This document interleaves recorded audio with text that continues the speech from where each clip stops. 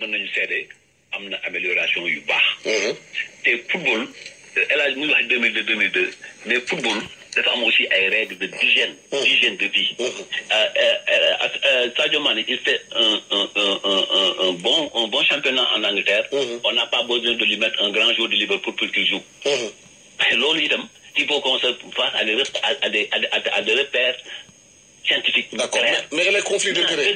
Les conflits d'intérêt dans la gestion de l'équipe. Mais conflit d'intérêt man gisuguma xam nga man. dama la poser question boobu rek da ngay wax rek. Je suis comme Saint Thomas d'Aquin. Si quelqu'un a la preuve que il y a des intérêts liés nañ ma ko indil et en ce moment-là on prend des sanctions. C'est-à-dire que man nañ ma amal preuve qu'il y a un agent de joueur qui prend l'équipe nationale, qui prend les joueurs à d'autres fins. man mën naa wax ni am na. mais wax ko. am na nga wax ko nga prouvé ko. Ablaye kooku boo bëggee kay xoolal xam naa ne su ma ko waxee léegi nee nga yow léegi nga buñ ko waxee da nga koy dàq mais ñëpp xam nañ ni am na mën naa la wax tur wax la jour bi wax la lépp. waaw je pense que Ablaye. si la fédération a cette information là elle doit faire des enquêtes pour vérifier. mais moi je l'ai appris du temps Alassane Dramé Diop a dit comme ça. waaw waaw vérifier je cherche à boire. mais Ablaye Sow à ce niveau là déglu ma rek wax xam ma aussi. waaw gis nga franchement si le débat on peut. non allez-y vas-y pas de souci allez-y. parce que je dis quand même que moi je vous ai dit tantôt que man li ma gëm mooy li Saint Thomas d'Aquin wax li may gis laay gëm te bu fekkee am na ku ci am élément boo xam ne qui remet en cause la probité des gens. on doit mettre sur la table. On fait les enquêtes on trouve les trucs on les sanctionne. parce que quand même c'est une affaire d'un pays. c'est important c'est très important. et pourtant am na ma ne pourtant am na El Hadj ci rajo nga toog ci nga waxal réew mi yëpp moo tax nag journaliste nag bu mag.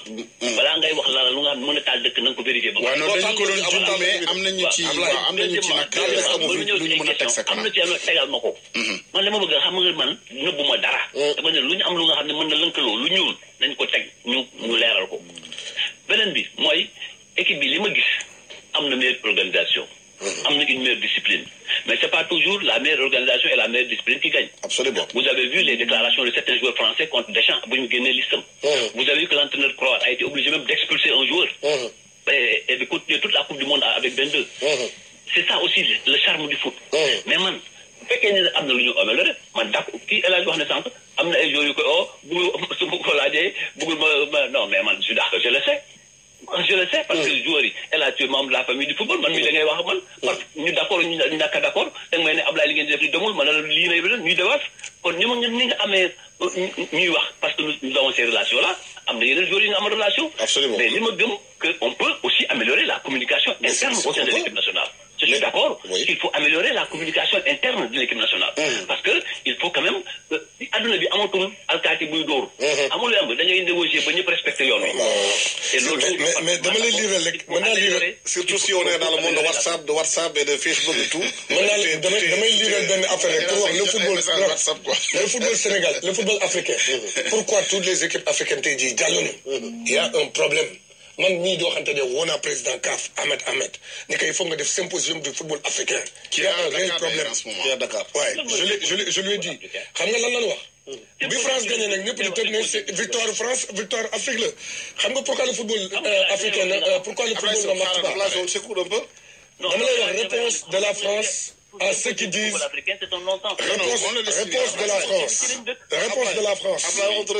réponse de la France à ceux qui disent que c'est la Coupe de l'Afrique. Les Français y gagné. On donnerait la même équipe à un pays africain, qu'elle ne passerait même pas la première phase. L'argent des préparations serait détourné, la délégation remplie de maîtresses et de parents, de préparateurs. C'est qu'il faut que nous arrêtions. D'accord, mais on doit quand même,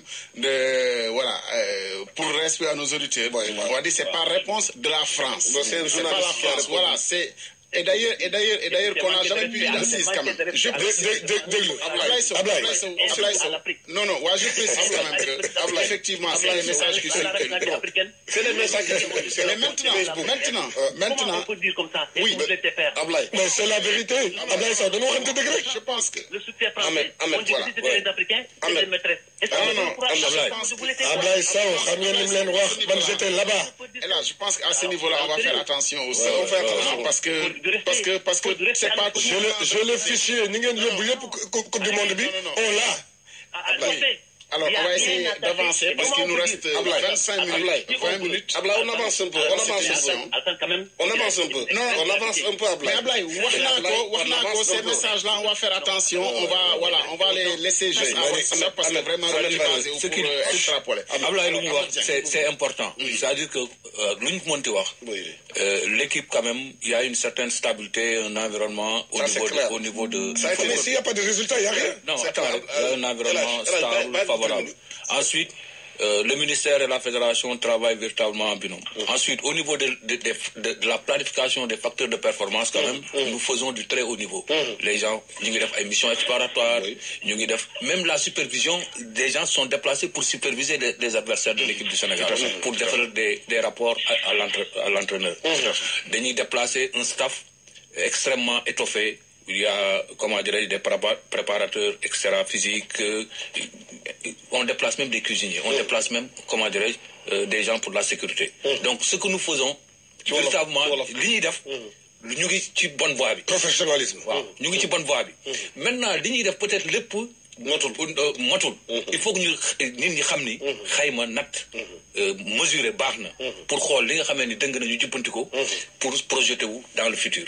Le futur xaaruñu mois de septembre bi éliminatoire yi day commencer. 2019 il y a une CAN et moi je dis au Cameroun je dis l'objectif premier au moins c'est de jouer la finale de la CAN.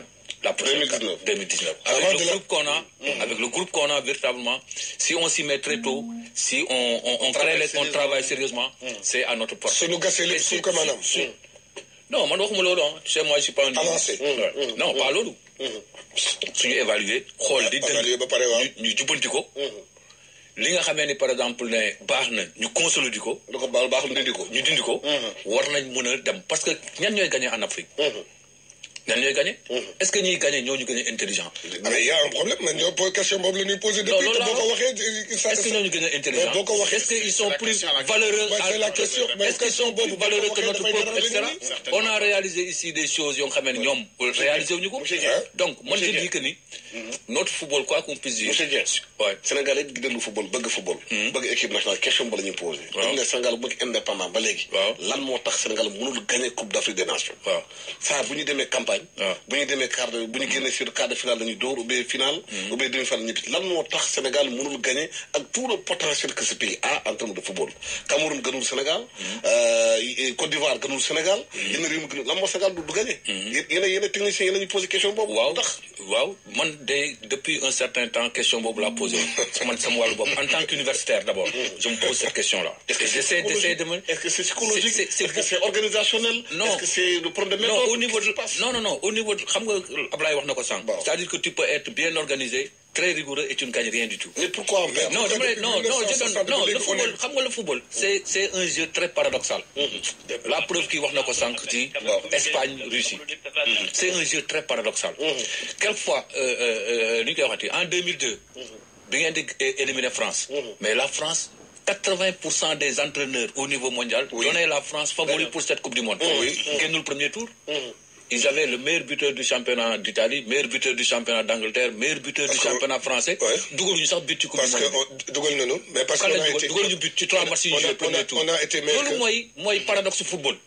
Donc c'est pas parce que on s'organise bien, c'est pas parce qu'on planifie qu'on la performance doit décréter. On décrète pas la performance. Souvent damay gagner, non. Damay planifier les facteurs de performance. Question mo lay poser. France bi ngay wax. Gagné la Coupe du Monde. Gagné la Coupe d'Europe. Équipe africaine yi perte ku ne gagné la Coupe d'Afrique. Mais ñun dañoo gagné dara. Loolu mooy problème bi loolu. Mais loolu mooy suñu problème ñun. Bu ñu comparé ñun. ñi nga xam ne gagné woon nañu éliminé leen. Mais au moins ils ont été champions une fois. Est-ce qu'il y a les gens qu'il faut à la place qu'il faut? Ils ont été champions une fois, mais on n'a jamais été champions nous. Xam nga comment dire? Même nos clubs ne peuvent pas gagner sur la scène africaine. Non, nos clubs c'est la catastrophe. Oui, mais voilà. Mais tu vois Ablaye Sow quand même en 5 minutes. Voilà, c'est la catastrophe. Nañ wax ci fédération, nañ wax ci championnat. Non, il y a pas de corrélation Ablaye. Non, laisse-moi terminer, s'il te plaît. C'est-à-dire amul corrélation. La France bi gagné Coupe du Monde bi. Ñan ñoy jouer en France? Mun nga leen natt ci ay ci benn mai. Donc avec la mondialisation, les meilleurs jouent dans les meilleurs clubs.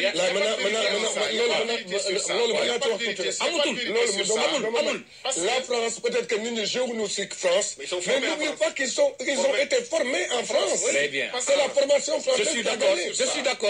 Je suis d'accord. C'est le produit qui fait la différence. Le produit. On va même dire qu'il n'y a pas de vérité sur ça. Parce que quand même, championnat bi gën a performant tey mooy championnat Angleterre. Anglais yëpp seen championnat la ñuy football. Donc mënoon nañoo njort ni kon Angleterre moo war a gagner coupe bi. Finalement, gagner. Mais les Anglais, ils ont progressé par rapport aux autres compétitions. ñoom sax ils ont affiché un objectif. Que ils sont en train de construire en direction. Moo tax gis nga Gareth Southgate a été accueilli comme un héros. C'est-à-dire moom dañ ko confier une mission pour construire en direction de euro bii di ñëw. Donc coupe du monde bi dañ fi ñëw sax. Anglais du la accueillir di la tàccu xam nga lu tax accueillir lenn rek la il a atteint l'objectif qu'on lui a donné parce que son objectif c'était un quart de finale. Oui, non. Tey jii moom moo dem ba demi-finale. Au-delà de ça. C'est les résultats. C'est que wax ju bëri yëpp nañ ko bàyyi. C'est que xamal la confier pour construire. Résultat la leen Sénégalais yi laaj képp kuy dem. Les résultats ne suivent pas le pourquoi. Avec Ablaye Sow et la question. C'est-à-dire que pour moi, on est sur la bonne voie. Oui, très bien. D'accord. On est sur la bonne voie. On planifie véritablement les facteurs de performance. Maintenant, rien n'est resté au hasard. Au niveau du ministère, est-ce qu'il y a une politique sportive nationale? Mais bien sûr. Pourquoi les jeunes Sénégalais qui sont à Fongolimbi, qui sont à Tambacounda, qui sont à Kanel, à Djidakhar, ils ne peuvent pas prétendre faire du foot? Et pourquoi il n'y a pas de championnat moins de 17 ans, par exemple? Mais il y a une lettre de politique sectorielle sport quand même. Oui. Mais n'oublie pas que fii Sénégal. waaw sport bi ay Sadio Mané bari nañu ñu Tambacounda. war nañ ko war na mën a am. loolu moo tax li mu wax am importance. C'est-à-dire que France su ñu waxee ne tey France modèle la en football c'est parce que ñoom à un moment donné de leur histoire taxaw nañu xayma natt ne ñun français voilà suñu footballeur noonu la war a mel. mais lan moo tax yëpp.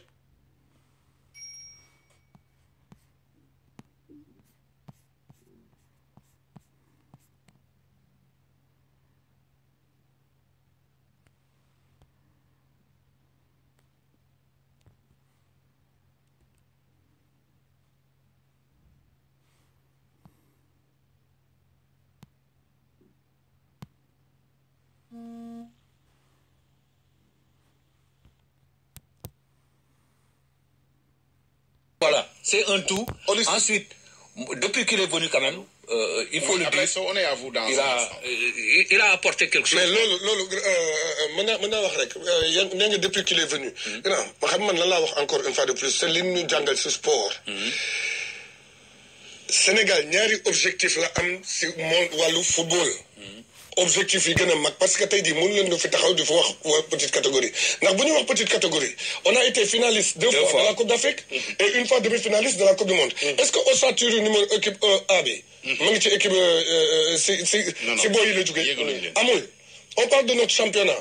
On a le seul championnat qui a pas de derby Jaraaf Jeanne d'Arc amatul ananu amatul et ñu dellu si aujourd'hui di wax équipe de France. non léegi derby petite côte bi la. petite waaw avec tout le respect nag ñu leen jàng yaa ngi dégg pour wax leen rek ni la at objectif bu Sénégal mën am fii stade yi bu ñuy dem seetaan championnat feesul nawetaan a gën a fees. objectif ñaar la Sénégal am bu demee coupe du monde.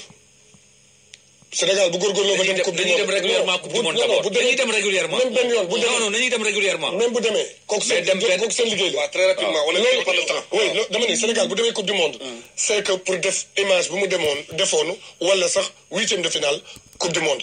leneen lu nu def nan nu baal defuñu dara beneen bi mooy objectif xam nga nit yàlla wax naa ko encore daf ñu bindi teg na ci àdduna pour des objectifs tey sunu doom yi. sama doom bu demee examen ñëw ni ma papa il me manque tey jii 2 points dama ne que t'as échoué. Il faut se dire la vérité. Et beneen bi may wax rek pour tëjale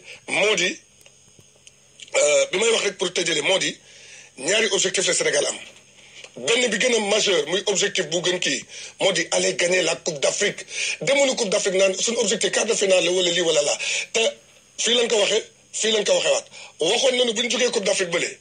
quart de finale lañ toog benn tour lañ def heureusement amul huitième de finale kon objectif yi ñu wax fédération ak entraîneur moo di aujourd'hui dem gagner coupe d'Afrique balaa ñuy gagné coupe d'Afrique nag nit ki day nangu ni daanuloo ba pare pour mën yëg si kaw. je pense que pour ñi ñuy déglu sax moo tax ma koy wax.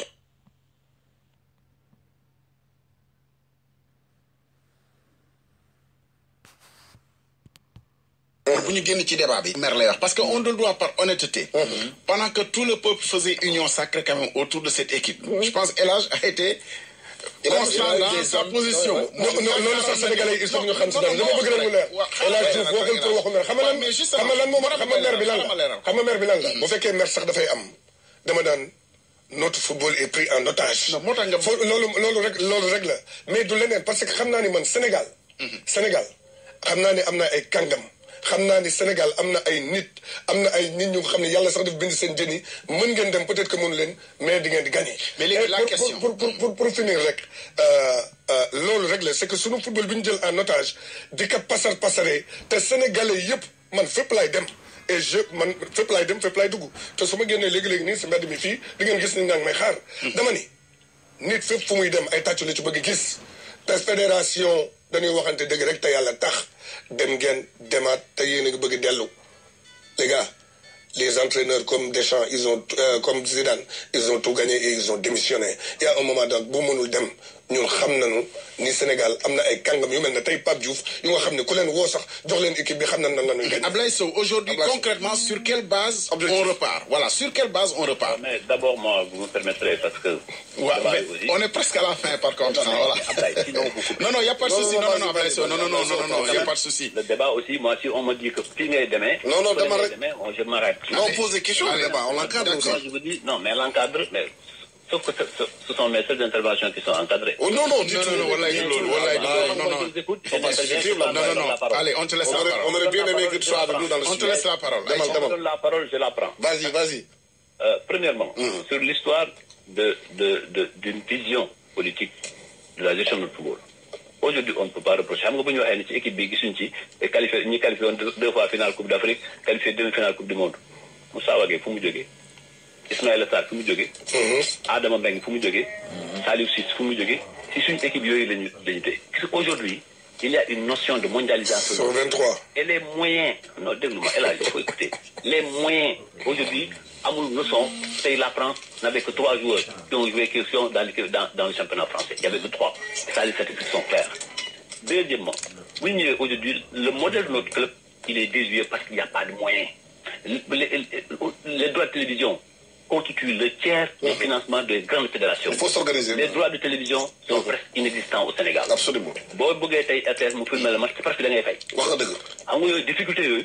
mooy difficulté yu club bi nga xam ne poche ma lay doxee. Absolument. et poche yooyu nag comment on fait pour que tey boo gisee coupe du monde société générale société bind ci mbedd bi je soutiens les Lions mais avant de soutenir les Lions il faut soutenir le football. Absolument. c'est-à-dire que société nationale yu nekk ci réew mi ñu jël une partie dugal ko partie. loolu d'accord naa ci loolu. il faut d'abord. Ablaye je suis parfaitement d'accord avec toi société dañu war a appuyer football sénégalais. mais s'il y a pas de résultat société yi duñ ñëw tamit. il faut se dire la vérité.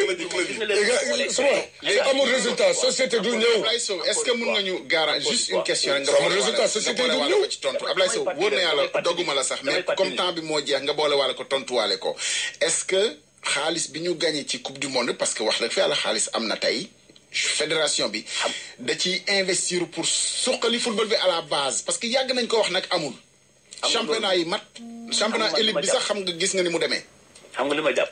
mooy li jógee ci coupe du monde bi sax. du xaalis bu fekkee ñaa ngi bëgg a développer football. xam nga bu ñu waxee 4 milliards 6. le plus petit club en Europe a un budget supérieur à ça. un seul joueur peut avoir. on va pas se comparer quand même au donc club. dama ne rek xam nga liy indi moyens yi aujourd'hui la France bi ñuy wax c'est presque 60 millions d'euros de budget. Et yooyu il y a des questions aujourd'hui on dit beaucoup de choses on dit oui l'État fait tout mais l'État le fait au niveau de l'équipe nationale A. Et là aussi il faut qu'on l'État doit soutenir toutes les catégories. Aujourd'hui si nous mais c'est votre responsabilité quand même yéen en fait loolu mooy problème bi Ablaye Sow je te pose juste la question. Ablaye ma responsabilité je suis en train de l'assumer. Je te laisse. Et je suis en train de dire des pistes de réflexion sur lesquelles nous devons nous accorder. Absolument. Et moi, j'ai été élu en 2017. Il y a des termes trop forts qu'on utilise et qui n'ont aucun sens. En prendre en otage. Le football est démocratique. Et je félicite la TFM et la RFM qui avaient mis en direct toutes les opérations. En direct. Et ça, c'était une grande preuve de démocratie. C'est aussi simple que ça. Voilà. Maintenant, il nous faut arriver à faire des pas structurels. Dans notre organisation de football, bu ñu ñëw en 2008 le championnat avait même disparu. Le championnat avait disparu. li ma bëggoon wax si sama 30 secondes yi. Ablaye Sow, je vous promets qu'on reviendra certainement au 25. li ma bëggoon wax sama le temps Ablaye Sow. Il y a des clubs affiliés à la fédération. Ablaye Sow, nous reviendrons sur ce débat en 30 secondes. sama 30 secondes li ma ci bëgg wax moo di.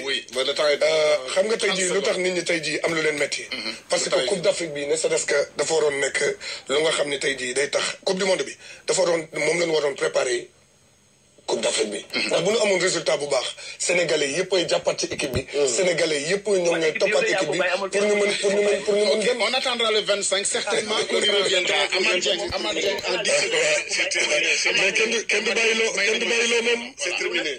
man maa ko peinture ba mu rafet kenn du bàyyiloo moom. maa ko peinture ba mu rafet. kenn du bàyyiloo moom. Rapidement. On est sur la bonne voie sur la fenêtre internationale. Il faut continuer à travailler. On est sur la bonne voie. 2 finales de U20 au niveau africain, demi-finale de Coupe du Monde des U20 au niveau mondial, quart de finaliste quand même. Le championnat U23. Le championnat petite catégorie de 17 ans qui n'existe pas. Laisse-moi terminer. Quart de finaliste Jeux Olympiques. Contrairement à ce que tu dis. Je suis obligé d'arrêter. Je vous promets qu'on reviendra sur ce débat après le 25. C'est important. Ablaye, je termine. Très rapidement. Donc, quart de finale JO 2012, dont Aliou Cissé était l'entraîneur adjoint. Maintenant, il faudra que sur le plan national, ci wàllu ci réew mi ñu liggéey pour réduire fossé bi existé entre équipe nationale A bi ak football local.